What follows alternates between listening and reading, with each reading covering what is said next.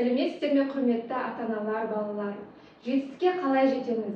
Жетістікке жету жолдарының 7 қағидасымен бөлісе кетейін. Ең алдымен өзімді таныстыра кетейін. Мен Қырықбай Жадыра Қантөреқызы, Балғабек Қыдырбек атындағы орта мектептің педагог, психолог, педагог, модератор. Егер үлкен жетістікке жеткіңіз келсе, осы 7 әдісті меңгеріп алыңыз. Ең бірінші, күнде әр минутыңызды жоспарлаңыз. Жоспар болмаса, күніңіз бос өтті деп есептей беріңіз.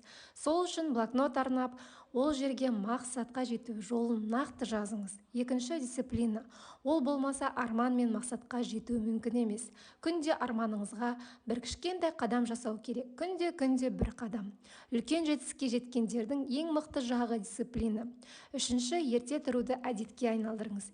Ерте жатсаңыз, ерте тұрасыз. Ерте тұрған адам артық 2 есе жасай алады.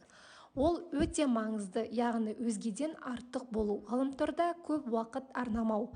Маңызды шаруа жасап жатқанда оған мүлдем қарамауға барынша әрекет жасаңыздар. Бесінші, үнемі таңертең ең маңызды шаруамен бастаңыз. Тіпті маңызды десе, ең маңызды десе де болады. Алтыншы, шағымдана бермей, дегеніңізді ертеңге қалдыра бермеңіз. Позитивті болуға атсалысыңыз. Жетінші, қорқыныштардан қашпаңыз. Оны жеңе білу, үлкен жетістікке жету деген сөз екенін ұмытпаңыз. Осы жерде өзіңізге сұрақ қойсаңыз болады.